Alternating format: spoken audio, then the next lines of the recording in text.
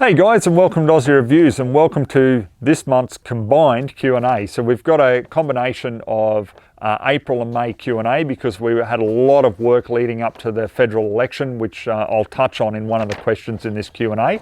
But first of all, let's start off with what's new.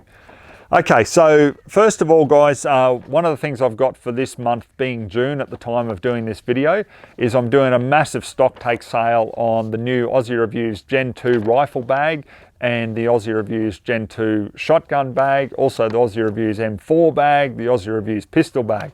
We have very limited numbers of these available in stock, ready to go. But for the month of June, as the end of financial year approaches, I'm having a special deal where I'm making absolutely no money on them. You get a free cap, so an Ozzie Reviews cap with any bag purchase. So if you purchase 2 bags, you get 2 free caps. That is until I run out of caps, and then I'll be substituting that with free patches, okay, until I run out of them as well. But yep, it's time to move the stock out because we've got some new ideas coming. And if you want to help me and actually get something for your money rather than just making a donation, it helps me immensely, guys. You get out there with your hat on, you'll meet other people who know the channel, and you'll get chatting, you'll meet new people. And also too, when you go to the range, I appreciate the hell out of it, you know, when you see an Ozzie Reviews gun bag there, you know, proudly being, you know, walked around with and shown by, you know, the end user, which is you guys. So please jump on aussiereviews.com.au and go to the merch store, the shop there, and you can get that deal. You don't have to add the cap or the patch or anything on the deal. If you just go there, buy a bag, and I'll manually add it as soon as I get that order. But it's only for this month, guys, and only while I've got stocks of the hat and patches that I can add them in free for you, okay? So please go there and have a look at that. Also too, we've got some new reviews coming up. Now, I'll cut to this video here. We can show you basically what my shooting area has looked like for the last couple of months. There is just slop everywhere. Okay, we have had so much rain here in Queensland, especially here on the farm, that has really made it quite difficult for me to do a lot of reviews. Okay, so please be patient, guys. We've got a lot of reviews coming. I've also got the Sulin Arms TAC 12 gauge. I'm finally doing a review of that. I was originally offered it for free when it came out to do a review, but I didn't want to take advantage of that because I just got that feeling that I would have to promote the hell out of it or there'd be problems with the company. And it's like, well, I'm not doing that. So I've now got a hold of one under my own steam, and I'll give you an honest review of it. So for those of you who don't know it, it's like the Benelli M4 Turkish copy, straight pull shotgun, okay? So yeah, you'll see others who obviously jump at the chance of a free shotgun and will promote the hell out of it, but I'm not going to do that. You're going to have the honest truth with it, and that'll be certainly done in that review. So keep an eye out for that. Also too, I filmed the Ruger Blackhawk in 30 carbine. Okay, so that's something a bit different, single action revolver there in 30 carbine. So keep an eye out for that. I'll be releasing that very shortly. Also as well, guys, we got the Ruger Precision in 22 Magnum. Now, a few people have asked about this because when I did the Ruger Precision in 22 LR review, a lot of people were like, oh, geez, you didn't like it, Ozzie. Well, no, because the performance, the accuracy was just not there. And I honestly shot better with my standard Ruger American rimfire than what I did with the Precision, which doesn't make sense to me. So that confused me a lot, and I thought, well, hey, let's give the 22 Magnum a go. So I'll be doing the review with that, with various different types of ammunition and putting it right through its paces, so keep an eye out for that as well. Last of all too, I've been told by Victor Precision, like you guys know, he's done the 15 round and 25 round 22 LR magazines, the Ruger American and you know the 1022, the Charger, all that sort of thing. He said a while ago that he was planning on making ones for the 17 HMR and also the 22 Magnum. So he's given me a heads up saying that yes, this month he should definitely have a magazine to me for me to test and put through its paces. So keep an eye out on that. These are really big news, guys, because obviously they're prohibited from import unless you're a feral pest controller with a Cat D license, which basically excludes 99.99% of Australian shooters. However, you're clearly licensed to have them and use them here in Australia, but as I've said many times, at the border is what they do. Federally, they will strangle the shooting market here in Australia because they know they can. So yeah, it's very, very important to get behind a lot of Australian companies that come up with great innovations like that. So I'm very excited to you know, be obviously getting a hold of that and bringing the first ever review to you. So I'm pretty sure they'll be great, just like they have achieved with their 22LR magazines. I've spoken to a lot of you guys who have bought them and just can't stop raving about the quality of them. So yeah, I agree, they are very good. So I'll keep reviewing them and give them favorable reviews until such time that they produce something that's low quality, and then you'll know about that as well. So anyhow, all right guys, so that's pretty much it with what's new here at Ozzie Reviews.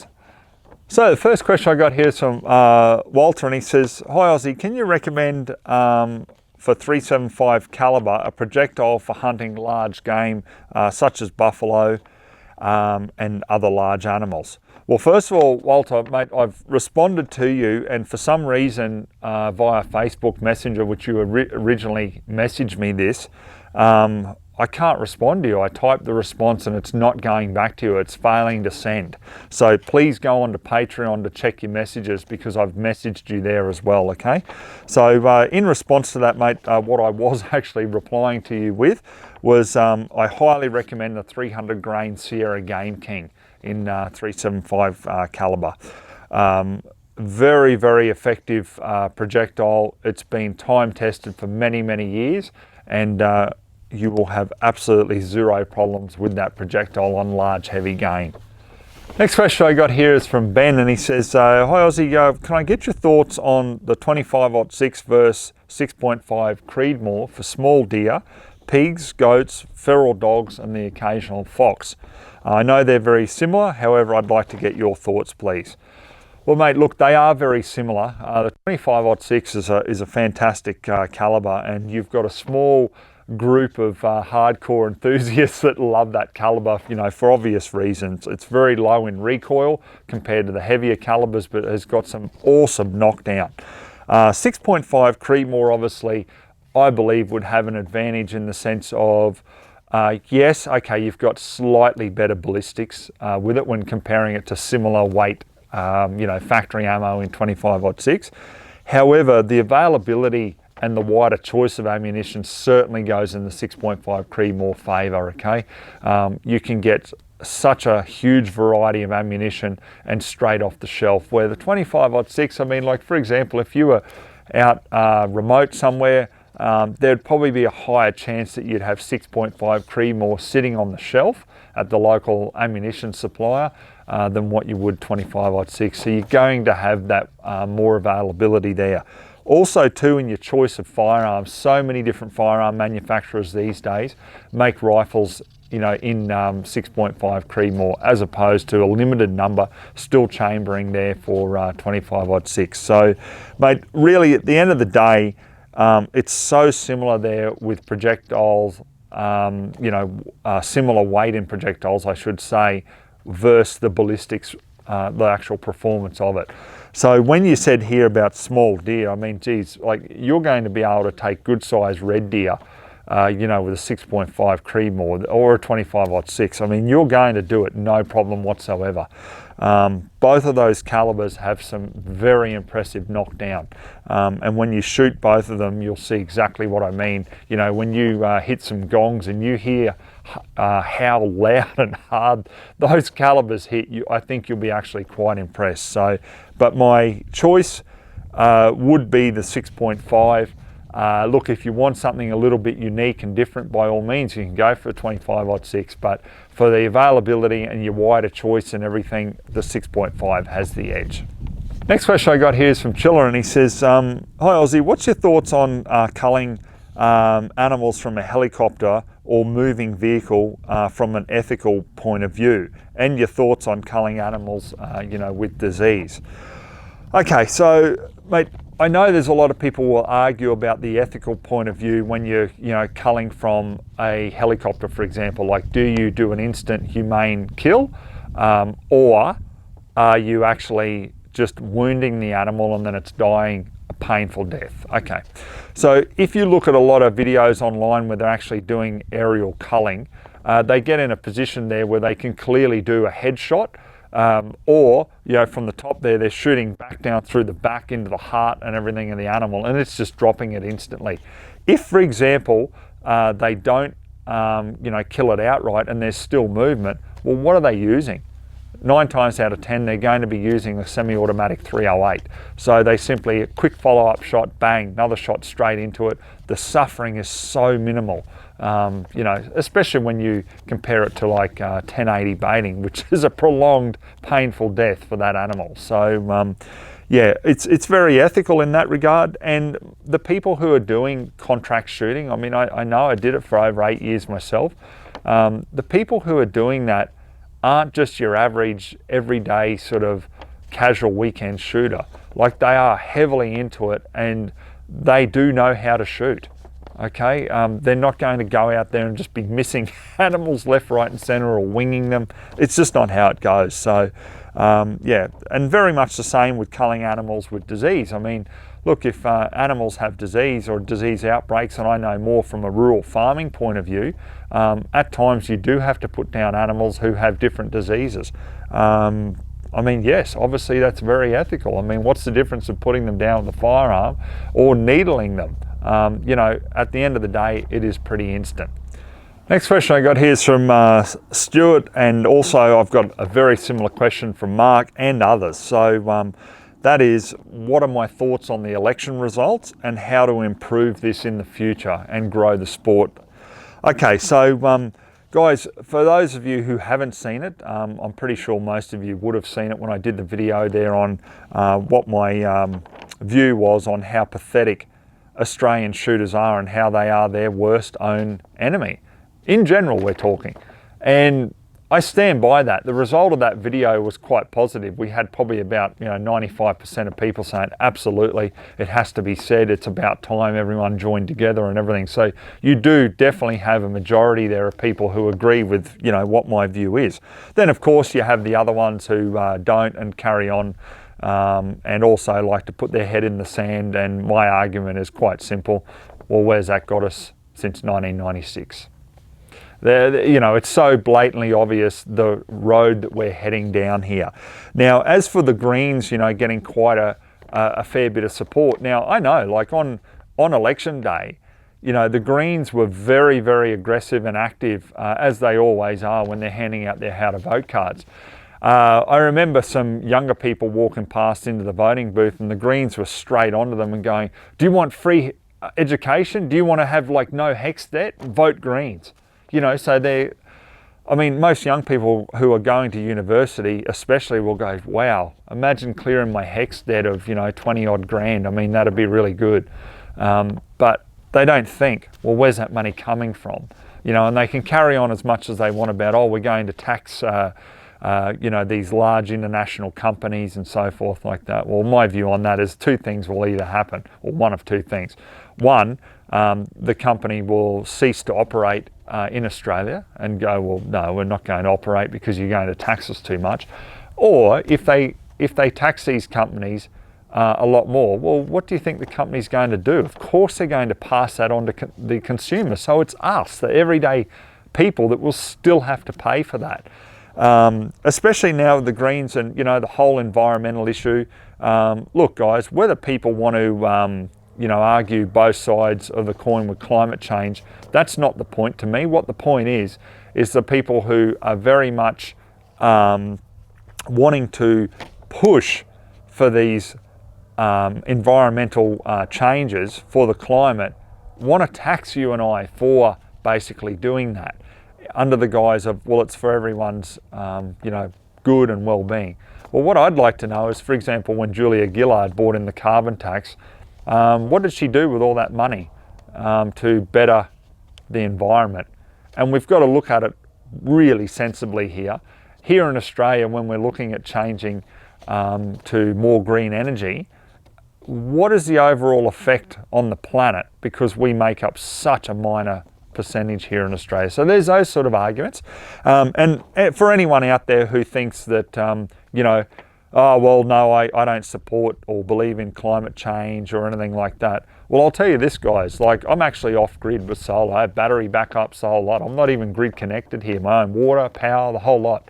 So my carbon footprint, as a lot of the greenie types like to talk about, is far, far less than virtually every other Greens member out there. I mean, how many of the Greens out there are still driving around in fossil fuel vehicles and all the rest of it? So that's where I find it very hypocritical.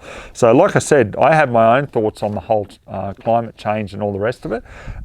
But, you know, I am a very big believer in, you know, sustainable energy, in the sense of being able to provide for yourself and have that energy. So anyhow, look guys, we're going on a bit of a tangent there, but I believe that we're going to see in general a lot higher costs of living, because to justify all this, they're just going to put the price up with everything. Electricity, fuel, food, the lot.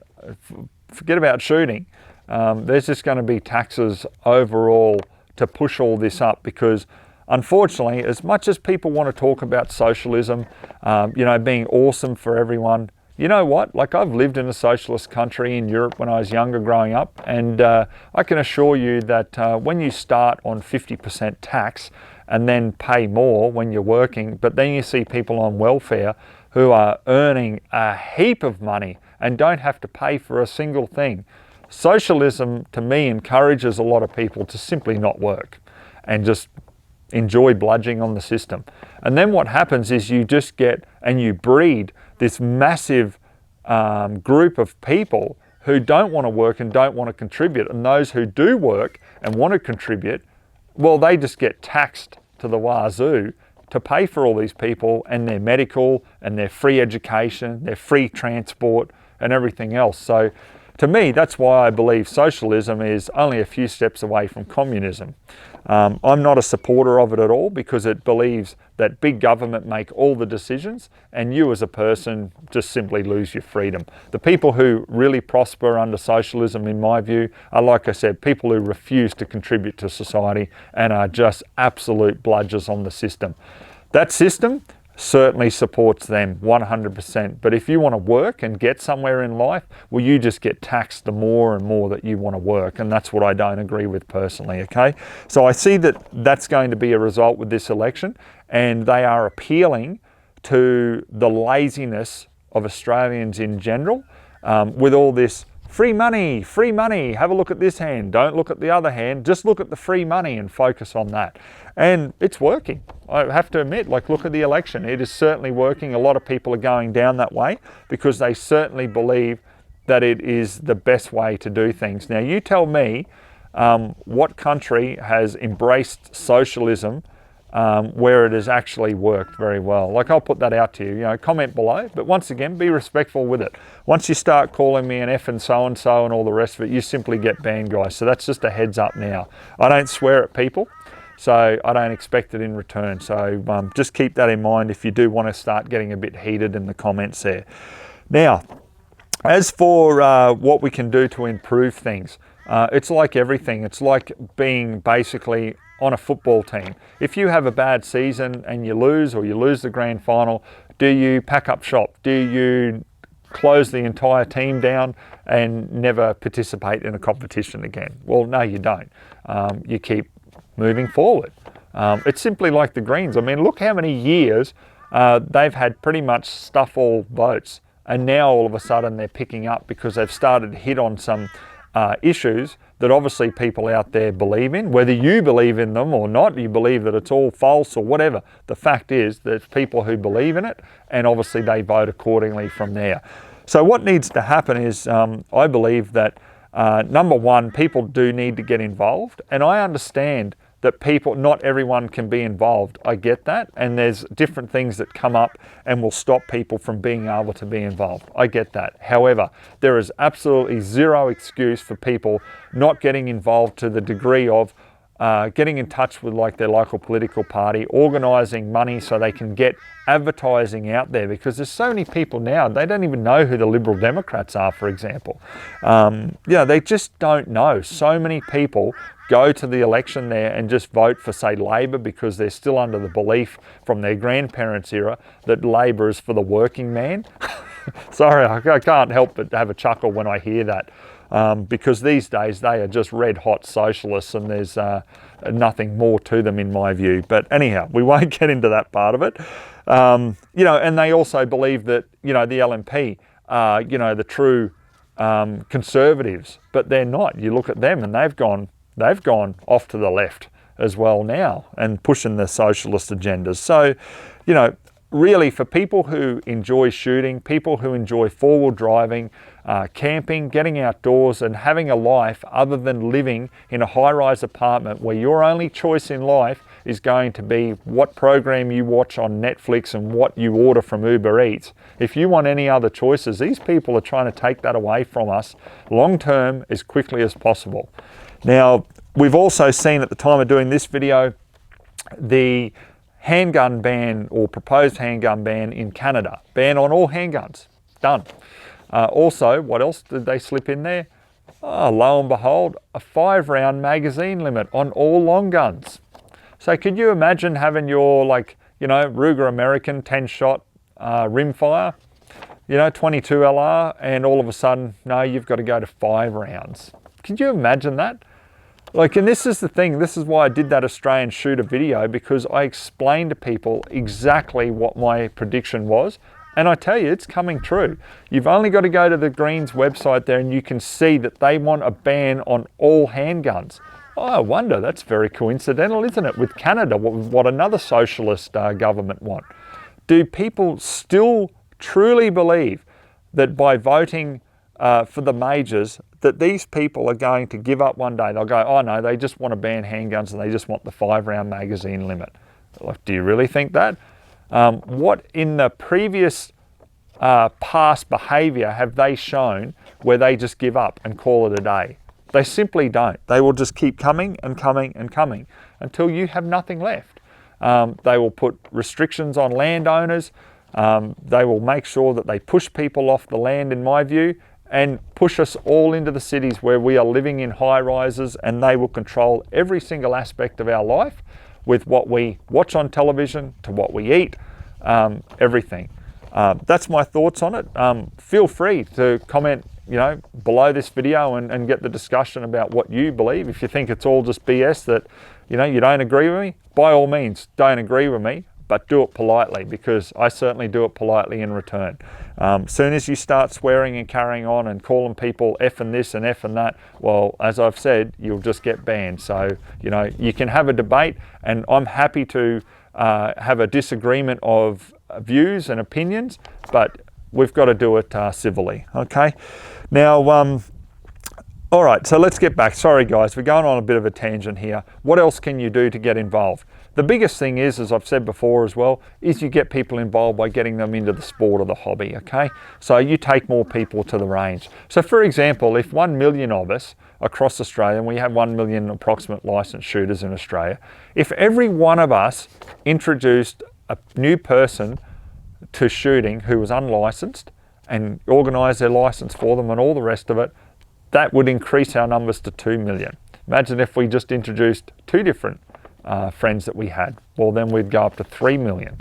Okay, so this is so important, and the biggest thing that I can, I guess, try to put across to you guys is, please do not leave it up to me. Don't leave it up to the Shooters Union. Don't leave it up to the SSAA. Don't leave it up to whoever else that you think is out there fighting the good fight, and not do anything yourself. You must get involved, and you can do something as little as just taking someone who's unlicensed to a range and getting them into shooting and showing them what it's about. Okay, that's really important. Also too, like, you know, when I say donate to political parties who believe in your views, you know, a lot of people say, oh, well, what does that do? But like I said, you can't give up, can you? Do you just simply give up? Because if you give up now, just go hand in your firearms. If you don't want to fight, just hand them in, okay? You've got to be involved. You've got to keep fighting. That is just part and parcel with owning firearms these days.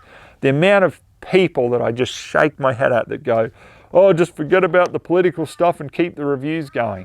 Okay, so when I forget about that and I stop fighting and stop trying to get people involved, magically my firearms are just going to stay in my possession, are they? And I'll be able to review them. No, that won't happen. What happens if they then go and ban handguns? Well, there's the handgun reviews gone.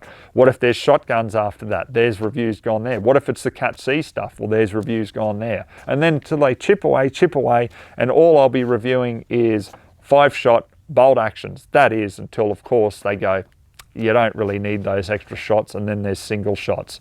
It will just keep going and keep going until you have nothing left. So guys, just have a think about that. Also too, one of the big things is, continue to be active online and obviously correct what you see as wrong. So if someone's going on there like, they might mouth off about, people dying here in Australia from firearms and everything, and just go, yeah, well, how many of the 1 million licensed shooters have been on a shooting rampage today, or any time in the last 2 years, 5 years, 10 years? And even if you have a shooter that's done something wrong somewhere, compare that to another group of people, and you'll find that like licensed shooters are the most less likely to commit offences when compared to any other group of people out there. And that is factual. You look at it also in the US, they talk about concealed carry license holders over there and how they are less likely to commit crimes. They actually compared it to police in the US, and police were more likely to commit crimes than what their concealed carry civilians were. So, there's some very, very interesting data out there to research and, correct people on it. Get involved. You've got to comment online, you've got to get involved, okay? So I can't say much more than that, other than don't give up the fight. Get in touch with your friends. When it comes like election times and so forth, get in touch with 5 of your good mates, or 3 of your good mates, 4 of you, whatever you've got. And have a game plan in your area or your electorate to help like the local party out that's going to stand up for you, to man the booze, hand out the how to vote cards, because I'm telling you, the Greens picked up a lot of votes from being very aggressive and active with those handing out of how to vote cards. They brought a lot of people in who were very influential. So, there's a lot of young people out there that enjoy getting out there, doing camping, doing fishing, doing four-wheel driving. At the end of the day, guys, if I could wave a magic wand, my magic wand, or my belief on what I'd like to achieve with that, would be to amalgamate everyone. The four-wheel driving enthusiasts, the fishing enthusiasts, the camping enthusiasts, hiking enthusiasts, the shooters, and amalgamate everyone into one freedom-loving party, okay? But a freedom-loving party that actually addressed a lot of the issues that a lot of people mainstream want to talk about. Like, for example, the climate change stuff. Whether you believe it or not, there's a lot of people out there who want that addressed, and that was evident at this election. So, guys, that's what I think really needs to change. Sorry for waffling on with it, but that's my thoughts about it. Okay, next question I got here is from Anthony. He says, hi Ozzie, I got a CZ457 in 22LR, and I was reading that the loopholed rimfire rings weren't very good from what I've seen on reviews from the US. Do you have another recommendation? Mate, look, I do. And I really like tally mounts. I've got them on like my Ruger Americans, and I know they make mounts there for CZ as well. So tally mounts, here in Australia, Magnum Sports seem to advertise them. So if you want to jump on Magnum Sports website, have a look, and you'll probably find a set there. And they are very, very good rings if you choose not to go with obviously the loophole ones. Next question I got here is from Blake, and he says, hey Ozzie, I'm looking at getting into professional roo culling, and I'd like to know what your thoughts are on 223 versus 22-250. Which should I go for and why? For me, it's a no-brainer, mate. Definitely 223. 1, it's not as loud. 2, you will get that extra barrel life out of it because it's not moving as quick as what the 22-250 is. 3, the ammo's cheaper. And obviously you can get a lot better deals on bulk ammo and everything with 223, which once you get into like any sort of professional culling, right? So whether you're culling roos or you're out doing, contract feral pest control, seriously, you have to run it as a business, and you do start getting very business oriented with it. So you look at the cost of like ammunition as opposed to your results. So you want to find that healthy balance with, obviously accurate ammunition that's going to give you the results that you need and that you can be productive and obviously turn over a profit. Because it's like any business there, you need to be able to turn over a profit to, continue to operate. So on that note, the 223 is more than enough for roos. 22 to 50, yes, like if you're shooting out further, like, you know, if you're shooting out at say maybe 300-400 yards there, 22 to 50 certainly got, you know, an advantage. But honestly, mate, 223, you know, out to a couple of hundred yards or meters there, you will be fine. What it comes down to is knowing your rifle, knowing the ammunition, the setup that you've got, knowing your bullet drop, and using it, you know, responsibly and ethically. So yeah, definitely I would be going 223, mate. It's going to save you a lot of money in the long run. Next question I got here is from Sabo, and he says, hey Ozzie, I just wondered what the requirements were for setting up a private range, obviously on private rural land. I'd love to know your thoughts on this for A, B and H, thanks. Okay, so basically the first thing that you've got to do, mate, before you do anything with this is get council approval, okay? So council approval includes, or can include, noise testing, permission from neighbours, you know, there's no objections obviously there, and having surveyors you know, come out and have a look at what your proposed area is. Once you've got that council approval, because it's going to change the condition of use of your land, so if it's like rural, well obviously part of it's going to be a business use, okay? So yeah, there is obviously a lot of fees involved there, so you need to be prepared for that. You then also have to have an affiliation of an accredited you know, organisation or like shooting club, okay? That needs to be clearly there. Naturally, you'd have to have liability insurance to cover you, and I'm not talking about your normal liability insurance you have with your private, you know, firearms membership. There has to be proper commercial liability insurance. Then you need to go through the range template process. So you need to make sure that obviously the property is large enough for the calibers that you want to be able to shoot on there, and that you've got suitable backstops, all that sort of thing. So you can actually have a look at like military range templates. They're clearly there online. A lot of the weapons licensing / firearms registries will have this information. If they don't have it on their website, you can phone them and they'll give that to you. And then once you've got all that in place, that's when you have a police inspection, and they'll basically look at the range template, they'll look at all the council approvals, they'll look at everything, and then maybe in about 6 or 12 months later, you'll have a range approved there, okay? And then all the same rules apply. You know, you need to have like the red flag up, the safety flag there, you know, you have to have the sign-in register, everything like that, just like a normal range, okay? Even that you own it, you might live on that land, you still have to sign in, do all that sort of stuff. Police will come out, do range inspections, look at your books, all that sort of stuff, okay? So really I would be seriously considering whether it's worth it for your circumstances. I mean, I don't know what you're trying to do, but say for example you are going, oh, I just want to be able to use Cat H on my own private area and not have to travel to a range. Well, look, you just have to weigh up the costs and see if that's worth it for you, mate. But yeah, there is a fair bit involved, but it is doable. At the end of the day, it's like any sort of license, you know.